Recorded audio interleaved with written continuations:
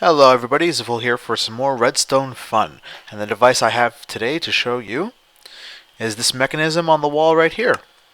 So you just step on this pressure plate, press this button to activate it, and block goes back, and out comes a workbench. Yep, the device for today is the overly complicated workbench storage system. Just press this button again, and workbench retracts. Out comes the previous block. So let's get down to building it so we can have a better look at the redstone. So I thought I'd give you guys a brief overview before I started getting to building it. This design here, I actually made it because, well, like the purpose of this build is that I always find that I make so many workbenches and I just leave them around all the place. I thought if I make a way to keep one workbench fancy, like spice it up a bit with some redstone, make it overly complicated for something so simple as a workbench, which you could just put in a wall or on the floor. That's the whole reason why I made this build. And originally, I had to actually go through a bunch of different designs to figure out how I wanted the block to be swapped between a light bud and a workbench. Went through a bunch of different tests, different versions, I should say. As you can see here, many trial and errors before I finally got this one right here. See, this one works finally. Fuck yes. So this is just a little view of the redstone. This button here is just like in the open. The other version I just showed you, it's wired up to be on the side, which I will do in the tutorial when we get to building it. This activates, sets a signal. Pistons are pushed. Blocks rotated. Goes pretty fast, so let's just take another look at that.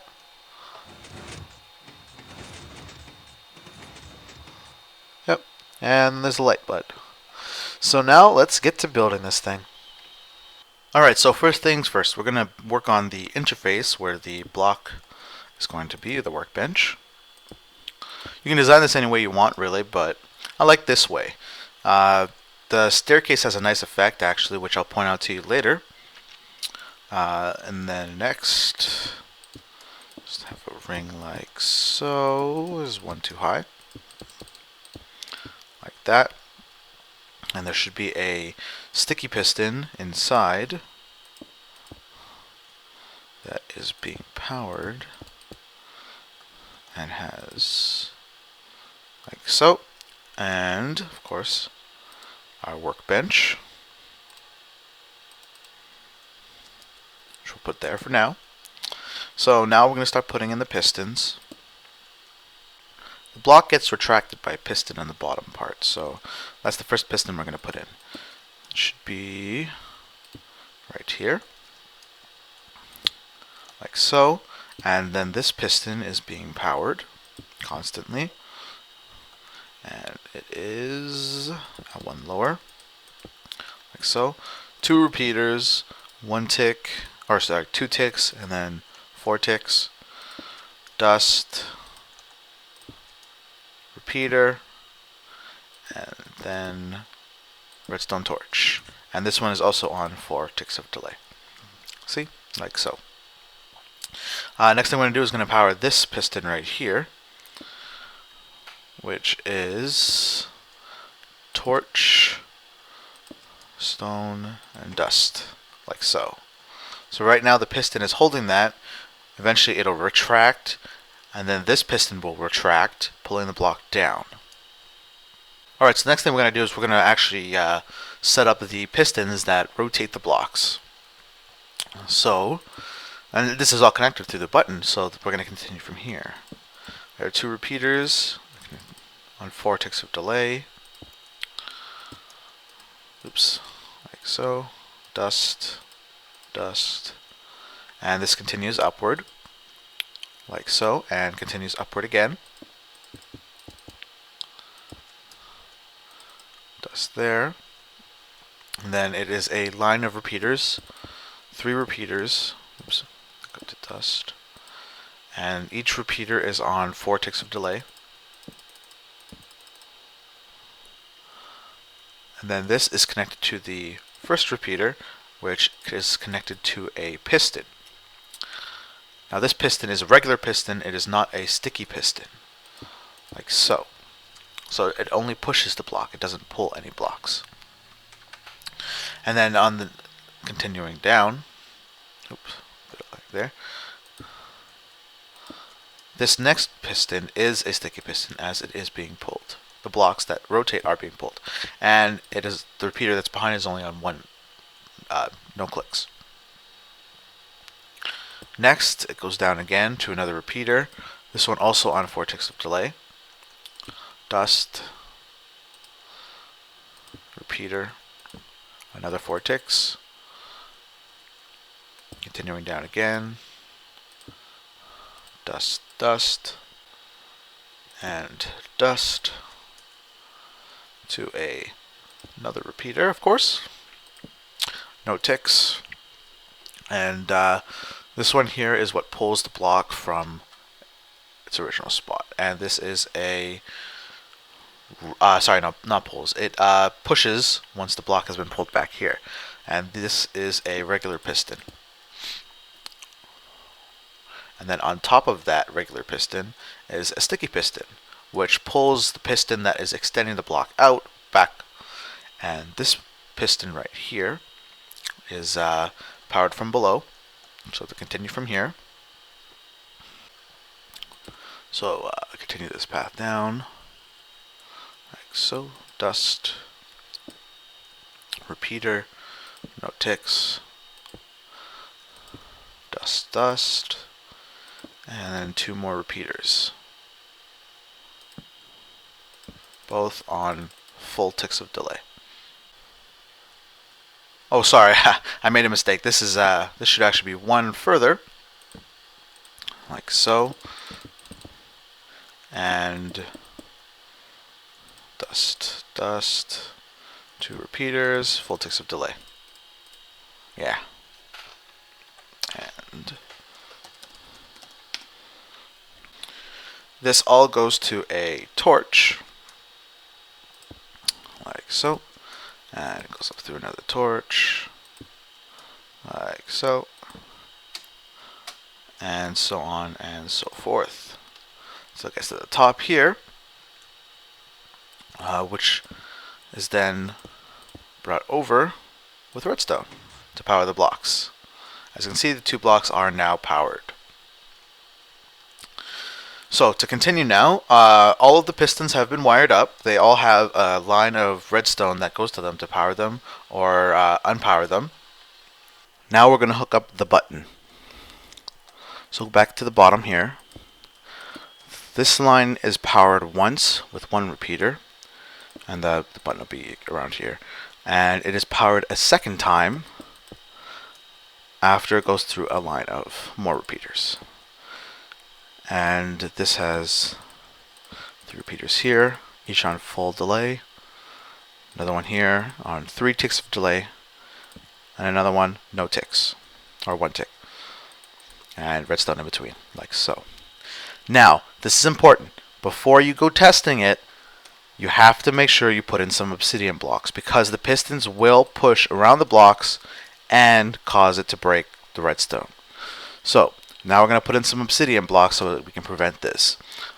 So the first one is there should be obsidian here.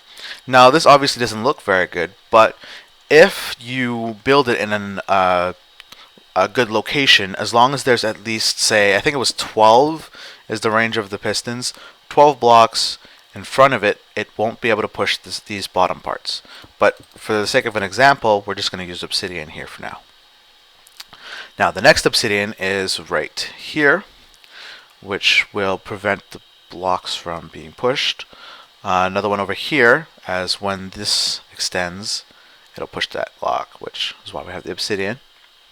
Now you can also use other blocks other than obsidian, like say chests or other such things that you may or may not want to use. Like if you have a chest in the wall or a furnace, it's more practical sometimes. Other than that, we should also put 1 more obsidian on the top, just in case. And you can obviously you can frame this out with stairs or other things like that.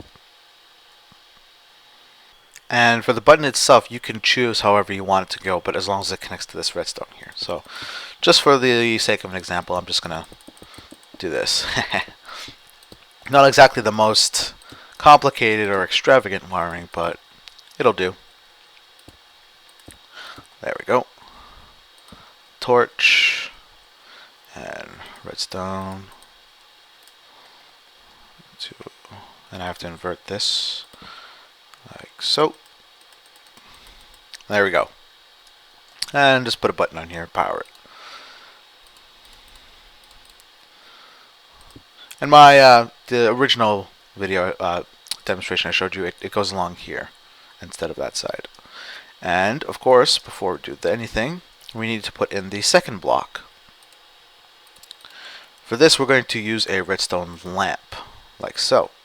And as I said before, I was going to mention some interesting features about the stairs.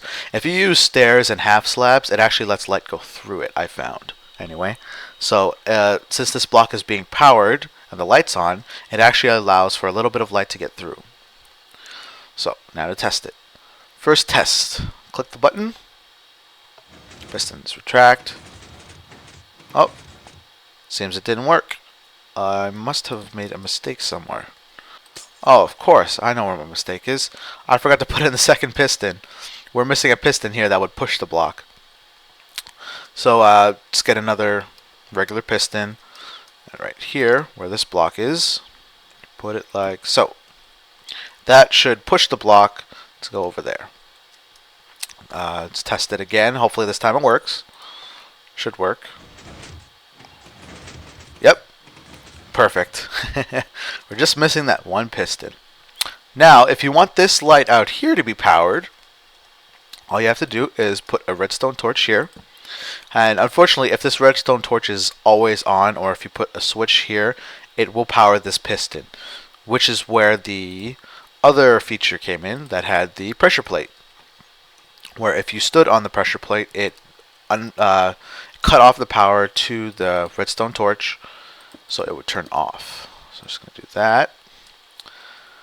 Put a pressure plate, stand on the pressure plate, turns off the light, press the button, pistons still work.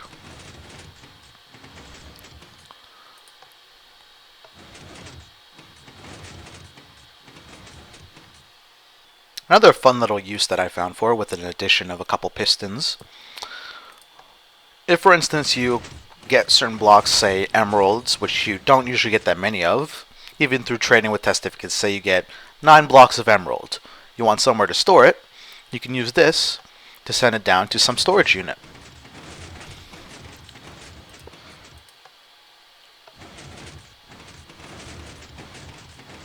Of course, you'd have to give up the function as a workbench. It wouldn't be able to extend the workbench out again because it continually retracts the blocks.